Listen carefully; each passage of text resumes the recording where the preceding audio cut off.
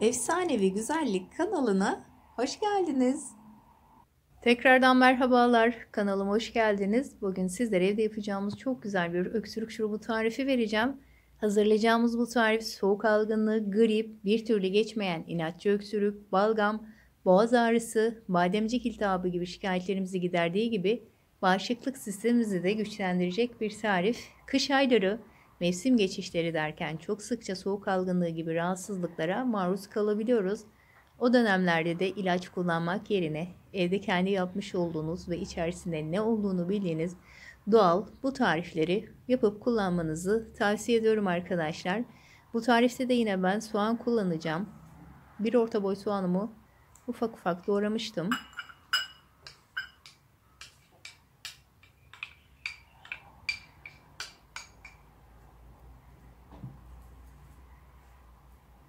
Üzerine 3 diş sarımsağım var. Ufak ufak doğramıştım. Onu da ilave edeceğim.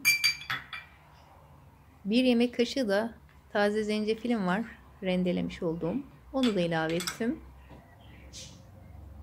Dolu dolu 3 yemek kaşığı da balım var. Onu da ilave edeceğim.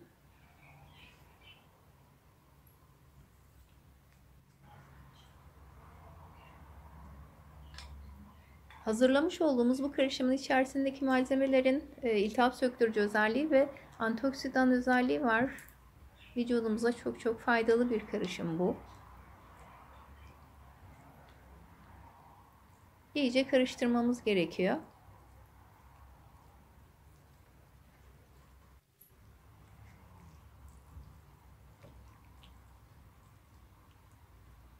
Hazırlamış olduğumuz bu karışımı en az 2 saat bekletmemiz lazım. Sarımsak, soğan ve zencefil iyice suyunu bırakması için.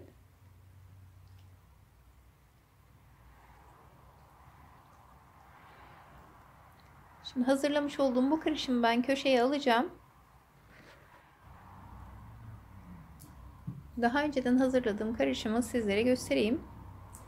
Ben 3 saat kadar falan beklettim. İyice sularını bırakmışlar. Gördüğünüz gibi. Şimdi bunu süzeceğim.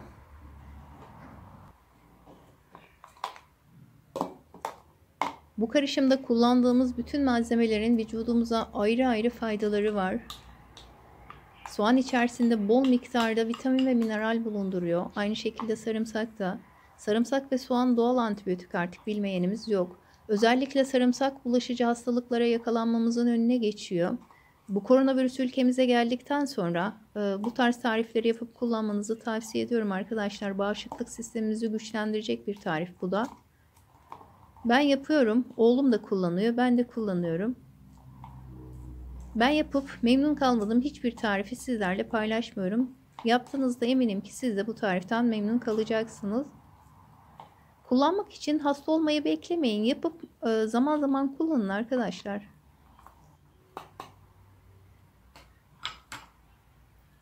Süzmüş olduğumuz suyun içerisine şimdi ben ev yapımı 2 yemek kaşığı elma sirkemi ilave edeceğim.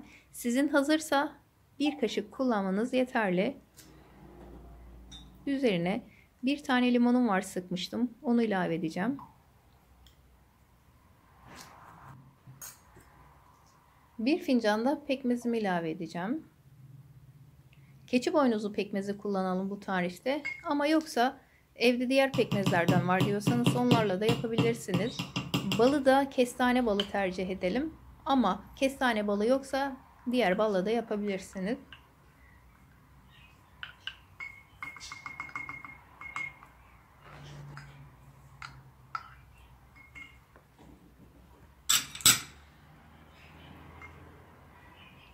Tam bir şifa deposu oldu. Kış aylarında genelde soğuk algınlığı gibi rahatsızlıklara maruz kalabiliyoruz. O dönemlerde de bu tarz karışımları kullanmak yerine genelde ilaç kullanmayı tercih ediyoruz. Bildiğimiz gibi de ilaçların yararlı etkileri olduğu kadar bir yandan da vücudumuza olumsuz etkileri olabiliyor. O dönemlerde ilaç kullanmak yerine evde kendi yapmış olduğunuz, içerisinde ne olduğunu bildiğiniz bu tarz karışımları kullanabilirsiniz. En azından doğal, vücudumuza hiçbir yan etkisi yok, hiçbir zararı yok. İçerisine düşen soğan parçamızı da aldık ve karışımımız hazır. Kullanmadan önce mutlaka çalkalayalım.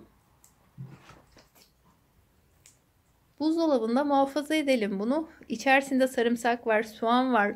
Ay çok kötü kokuyor, ben kesinlikle içemem gibi bir düşünce içerisindeyseniz ise kesinlikle içine koyduğumuz zencefil, sarımsağın ve soğanın o keskin kokusunu kırıyor. İçtiğiniz zaman zaten yoğun bir zencefil kokusu alıyorsunuz arkadaşlar. Bunu da belirtmek istedim.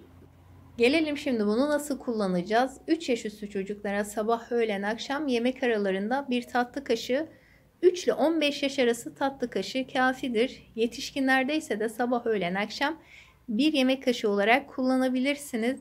Kullandığınız zaman zaten vücudunuza böyle hemen bir dinçlik gelecek, bir enerji gelecek. Hemen hissettirecek kendisini. Umarım sizler için faydalı bir tarif olmuştur. Şifa olması dileğiyle. Eğer videomu beğendiyseniz de beğendi tuşuna, hala abone değilseniz de abone olmayı unutmayın. Tekrar görüşmek üzere. Hoşça kalın.